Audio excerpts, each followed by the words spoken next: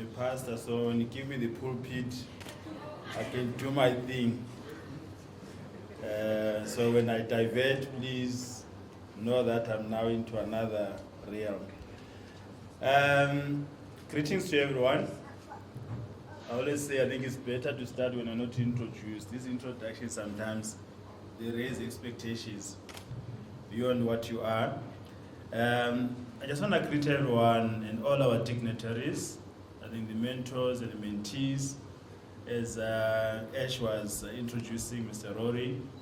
We appreciate having mentors and mentees in one room. You don't lose your relationships. Please, you keep them. You don't burn future bridges, you keep them. It helps when you think you are grown to have someone who's going to be talking to you, speaking into your life, giving direction. All the media houses and the organizers of this event, and most importantly, our graduates. I appreciate your presence. I mean, from a financial perspective, you are my investment, so I'm seeing my return on my investment. I just want to speak a lot about, actually just shortly about Networx. I think even from the name of the organization, that's very quite prophetic. As I say it in my other life, I'll be speaking such. I mean, it's quite insightful that your name is Networx. All of us are products of Networx. Even for yourself to be where you are, your mom and dad your network a bit before you were born. All of us are inevitably products of Networx. Nothing happens in a vacuum. So whosoever you meet in your life, please treasure the moment. Whosoever you meet, even on all the network charts and everything, there's value in whatever you're gonna get, be it now or in future. Just relate in a blind way, you never know what is gonna come from it. So I appreciate what Networx has done. In a short time, you can see that they have the Networx. They networked with us for years, I think 3 or 4 years. It is the first time actually this week when I met her, but I've seen her over the past 6 years. In my records, in those tenders and everything, she has been getting almost all of those tenders that she goes into. But I appreciate your professionalism and also the results. I think, can you see, guys, that we have an excellent event that we have, the colors, the touch, the excellence in all that she does. And I appreciate even your reports when I'll go through before I release. I go through some of those reports and I appreciate your excellence. Thank you.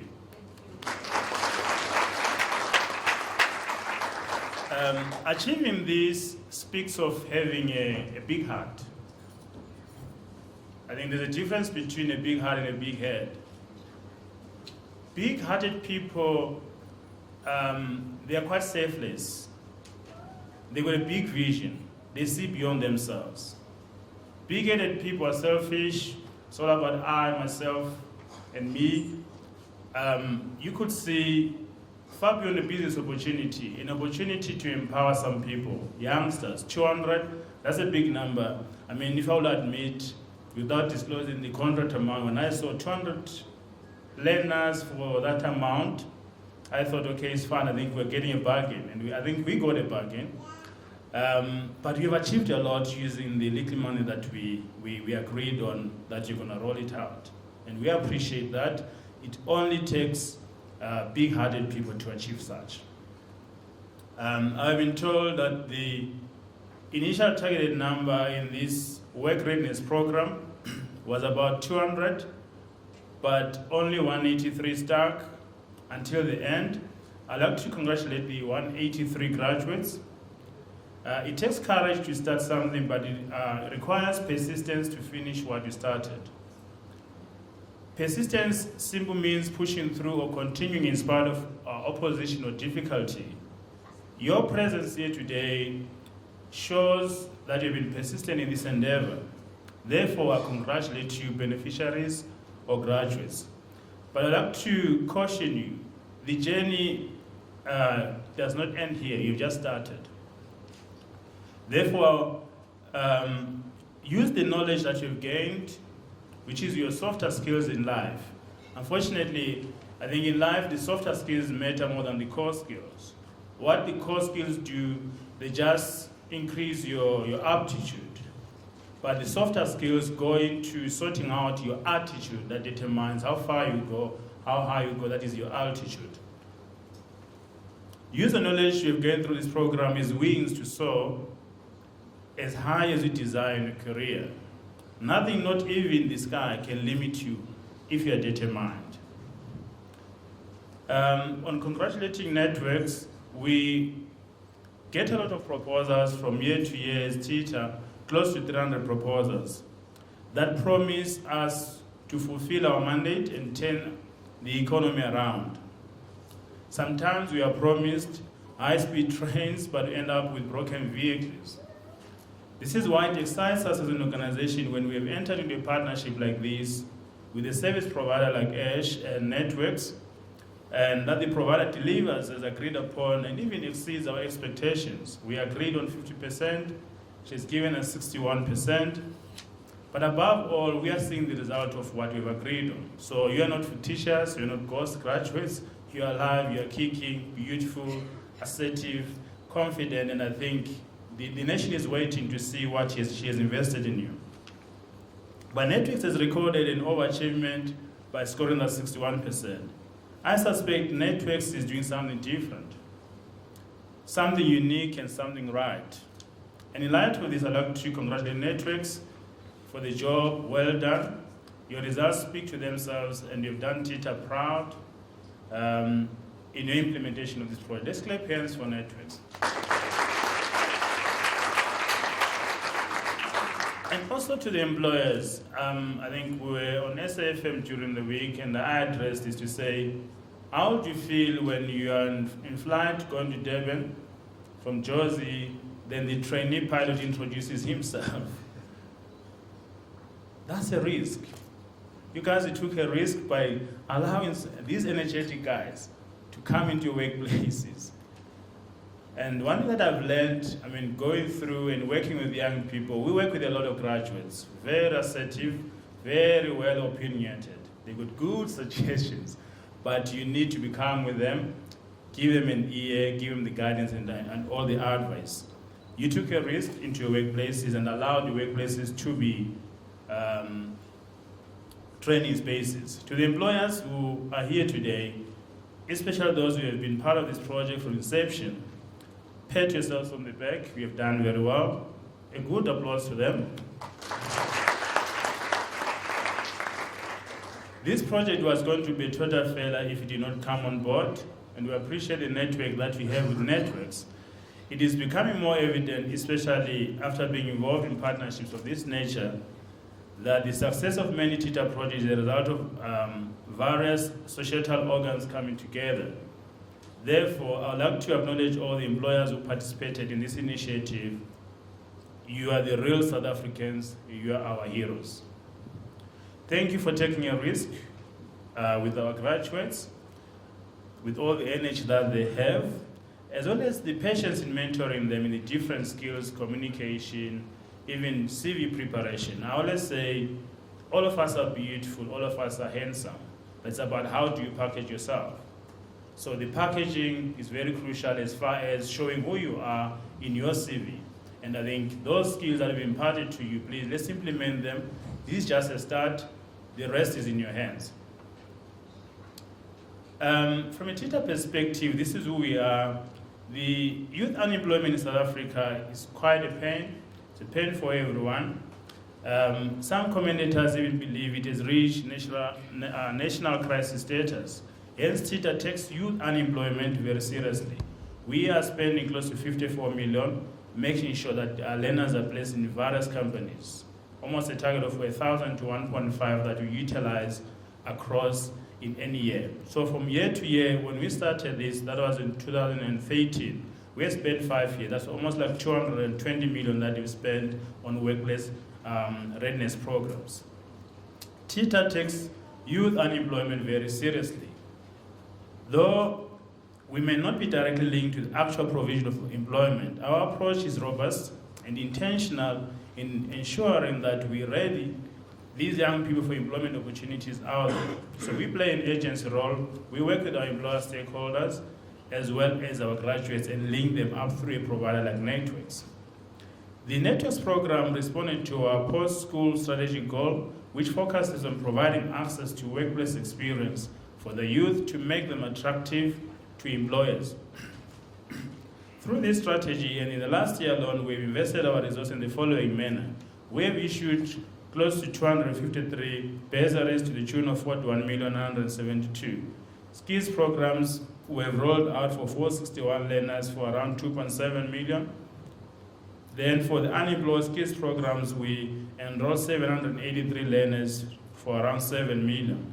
For our learnerships, we've enrolled close to 261 for an amount of 43 million.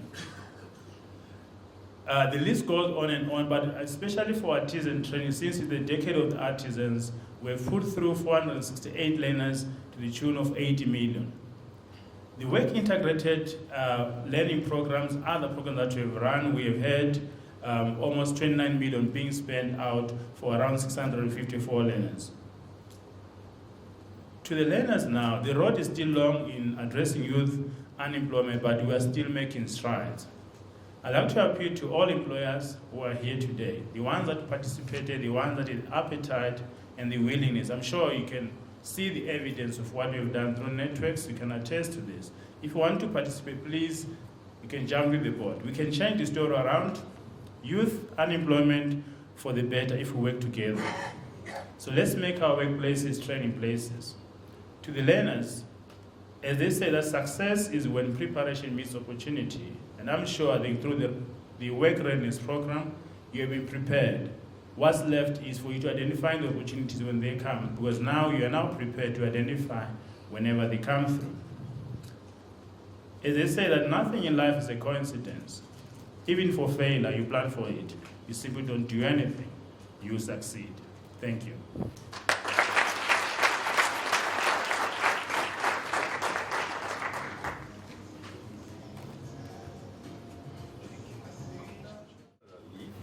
Stay with me.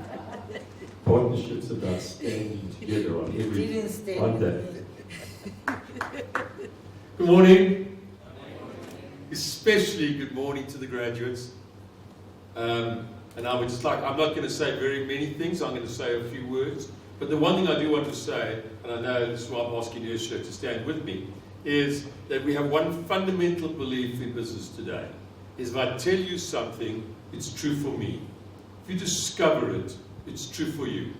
And I hope under Ursula's tutelage, under her guidance, under her leadership, you discovered something inside of yourselves that says, yes, we can. I hope you found it.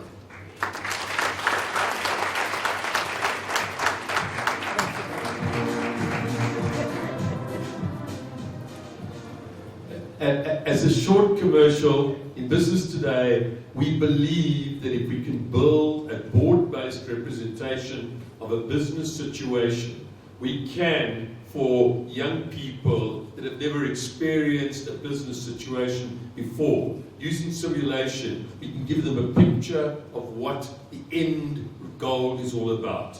Because if you can keep the end goal in mind, if you know where you're going, well, what you can do is you can always get there. The best thing we need to remember in that context is probably the Americans in terms of John F. Kennedy, where in 1960, Kennedy said, we will put a man on the moon by the end of the decade. He had this long-term vision that everybody could guide towards. Now, as a new person in the work situation, the vision that you need to have, go past your CEO in the business that you're involved with. Go and knock on his door. Introduce yourself to him and say, I just want to look at what my future office is going to look like.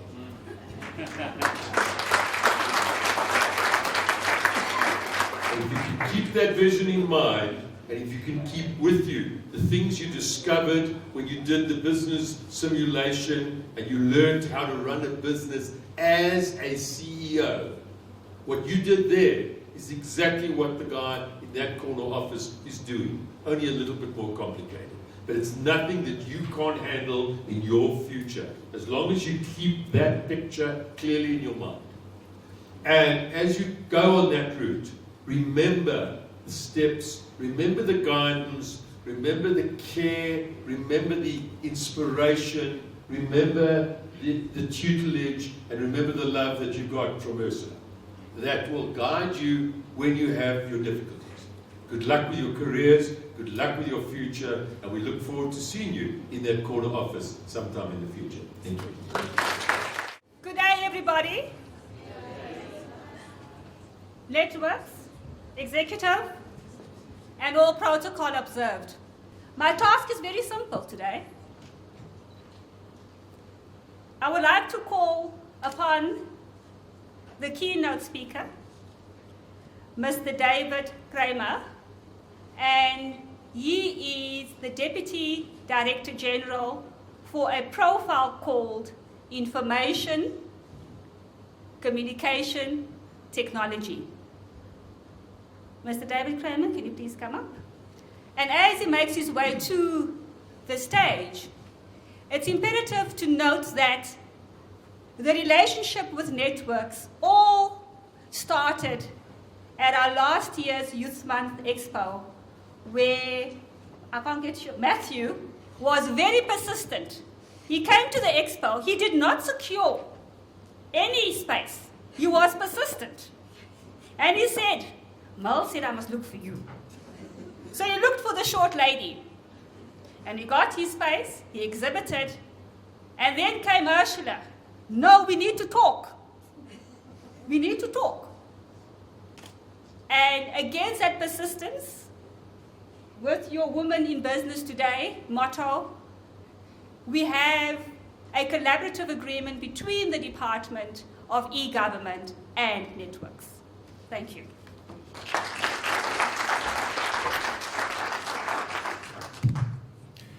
Thank you. Hi, everyone. There we go. It's actually nice to be able to lift it up for once, because Samantha's shorter than me. Normally I have to pull it down. Yeah. Okay, and I'm not going to greet everyone. Greet everyone. Everyone, hi. You've heard lots of greetings. Okay. What I want to do today, a little bit of an advert, and then I want to talk about what I've experienced. As you can tell, I've been at work for a long time, probably longer than most people in the room. And before, just like you, before I started work, I went and I got educated and I got taught lots of things. But I have to say that 99% of what I've learned, I learned when I started work, not before I started work. And all university did for me was prove that I had the capacity to learn. It didn't really teach me how to succeed. So I want to tell you what I think are the rules for success, the things that I've learned in my course of being in the workplace. But first, the advert. Samantha said that we come from the Department of E-Government. This country has not yet caught up with the digital revolution. And so digital transformation is one of the things that government is undertaking. And I think it's important for you to know, because this is the area that you're in. The number of opportunities that are going to be facing you, that are going to be created by government in information technology, in digital transformation, in cybersecurity, in big data, in all of those areas. We've just started the job. You're the first generation that's going to be able to take advantage of the new opportunities. So I think, please keep your eyes on the future. There are big things coming, and the future of this country has never been brighter. We might be going through one or two rough patches, but those birth pangs are going to turn into some really good opportunities. Watch out for them. Okay, let me start talking about the things I've learned. Lesson number 1. Take care of the small things. If you can't take care of the small things, you're not going to be able to take care of the big things. So when you write, use a spell checker. Keep your desk tidy. Make your bed every morning. Do those little things right, and you'll develop the habits of doing the big things right. And I see this particularly in our younger people. They're so keen to get the job done, and they're so keen to make sure that they can go and say that I've now completed the task I've been given, that sometimes the little things don't get taken care of, and they're big issues. Secondly, ask for help. Don't try and do everything yourself. But please don't ask for help when you have a crisis only. Get to ask for help before you have the crisis. There's nothing more frustrating than someone coming and saying, now I need your help. Now that I've really made a mess of things, or now that things are really going wrong, now I need you to get involved. In essence, what you're then saying is, while things were going okay, I didn't need you, but now I need someone else to help take the responsibility for things not going right.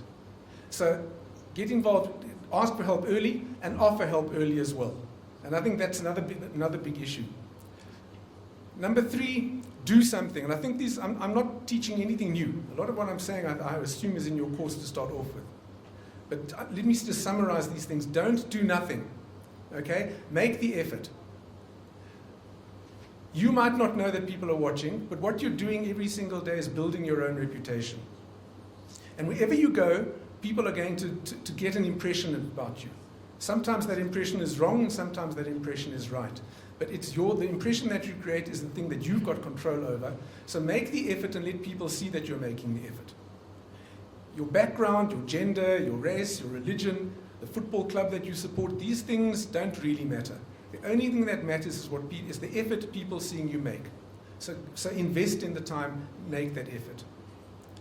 Often, the efforts that you make don't succeed. In fact, I would say that 60% of the time, the things that you hoped would happen don't happen, and the achievements that you're targeting don't happen. There are lots of problems. Secondly, you're also going to be asked to do things that are unfair, things that are not your job, things that you shouldn't have to do, like washing the dishes. You have a choice. You either do them or you don't do them. My advice, do them. Why? Because they're going to affect the impression that you make on other people. You need to work on being the go-to guy. If you can become the go-to guy, you'll never look back. And as for all the failures, get over it.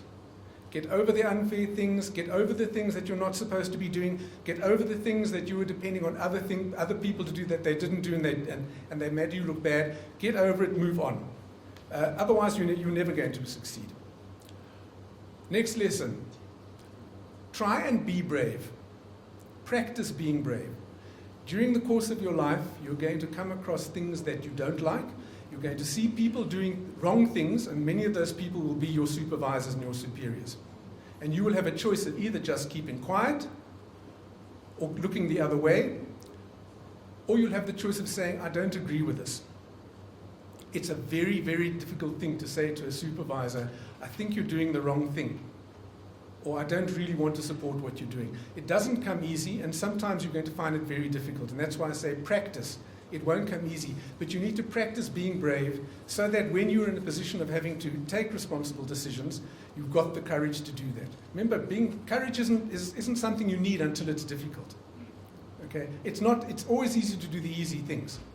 But you look back over what's happened in our country over the last few years, and you will see how difficult it has been for some people in positions of responsibility to stand up and say, no, I don't want to do that. Or to say, I think that's wrong and I'm not going to support it. And if we're going to grow as a country, we're going to grow as provinces, we're going to grow as companies and individuals, we've got to practice being brave in order that we all do the right thing together. Okay, next thing. You're going to have to work in teams. It's the single most important skill that you can develop is teamwork. And that's not an opinion, that's what the research is showing. It's more important than anything else that you've learned. Excuse me.